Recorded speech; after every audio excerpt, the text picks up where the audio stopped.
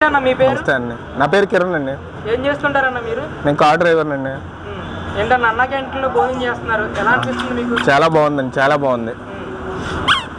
Food కూడా చాలా quality food ఇస్తున్నారండి. హోటల్లో ఎలా పడితే అలా వండే ఫుడ్ కాకుండా చాలా నీట్గా మంచి ఫుడ్ ఇస్తున్నారు. చిన్నపిల్లలు కూడా తినే విధంగా ఉంది. ఫుడ్ కూడా స్పైసీగా లేకుండా చాలా బాగుందండి. ఫుడ్ మాత్రం చాలా హ్యాపీ అండి.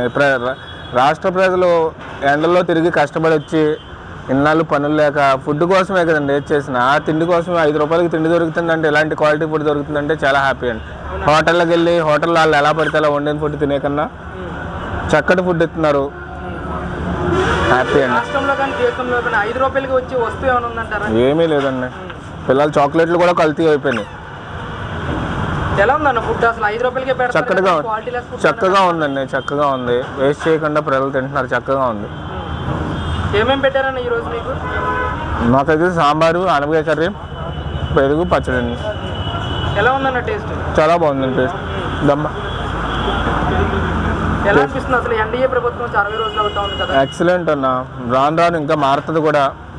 ఇన్నాళ్ళు పడ్డ కష్టాలు కూడా మెల్లమెల్లగా తీరుతాయి. మా పవన్ కళ్యాణ్ అన్న కూడా చాలా బాగా చేస్తున్నారు. అంటే గతంలో అన్నా క్యాంటీన్లో అవినీతి జరిగిందని చెప్పి ఆపేశారు.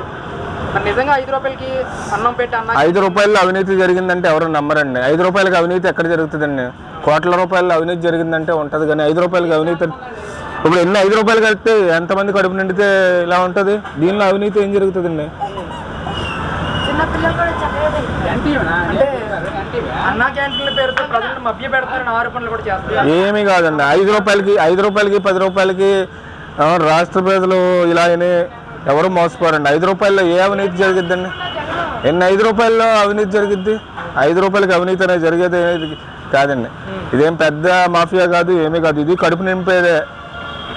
దానికోసం చంద్రబాబు నాయుడు గారు, మన పవన్ కళ్యాణ్ గారు తీసుకున్న నిర్ణయం చాలా మంచిది. ఫస్ట్ కూడా ఇదే పద్ధతిలో మేము అందరూ తిన్నాము. ఇప్పుడు కూడా కడుపు నింపుకుంటున్నాం ఆయన పేరు చెప్తున్నాం. టేస్ట్ ఏమన్నా మారిందన్న? చాలా బాగుందన్న. టేస్ట్ మాత్రం ఎక్సలెంట్ టేస్ట్. చాలా బాగుంది, నచ్చింది కూడా. పసిపిల్లలు కూడా తింటున్నారు. అంటే 60 రోజులు అవుతా ఉంది కదా, ఎలా అనిపిస్తుంది నిర్ణయాలు చంద్రబాబు పాలన విషయంలో? అంటే కొంచెం రాష్ట్రం వెనకబడిపోయింది కాబట్టి ఇప్పుడు తెలంగాణ లాగా ప్రభుత్వ పెట్టుబడులు ఏం లేవు. మెల్లమెల్లగా మారుతుంది. కంగారు పడిపోతే ఏది అవ్వదు కదండి. కంగారు పడితే దానికి మళ్ళీ వెనకాల దెబ్బే తప్ప ఏముండదు. మెల్లమెల్లగా మారుతుంది. దానికోసం మనం వెయిట్ చేయాలి. ప్రజలుగా వాళ్ళకి ఓటేసి గెలిపించుకున్నందుకు ప్రజలుగా వెయిట్ చేయాలి. అంటే అన్న ఇలాంటి రాష్ట్ర క్లిష్ట పరిస్థితుల్లో ఉన్నా కూడా పేదవాడి కడుపు నింపాలనే ఆలోచన అది చాలా గ్రేట్ అన్న. ఇప్పుడు ఒకళ్ళు కడుపు నింపడం అంటే ఇప్పుడు ఎన్నో కోట్లు ఉన్న వాళ్ళే 10 మందికి అన్నం పెట్టాలంటే ఆలోచిస్తున్నారు. ఇళ్లలో 8 కోట్లు 9 కోట్లు పెట్టుకుని ఈరోజు అవినీతి చేసి ఇంట్లో కూర్చుంటున్నారు. 10 మందికి అన్నం పెట్టట్లా పట్టుమని కడుపు నింపుతున్నారన్న. వీళ్ళు ఏం తప్పు చేయట్లా, కడుపు నింపుతున్నారు. దానికి మేము చాలా హ్యాపీ పడుతున్నాం. నెక్స్ట్ టైం కూడా ఈ ప్రభుత్వంలోనే ఇలాగే మేము తినాలని కోరుకుంటున్నాం.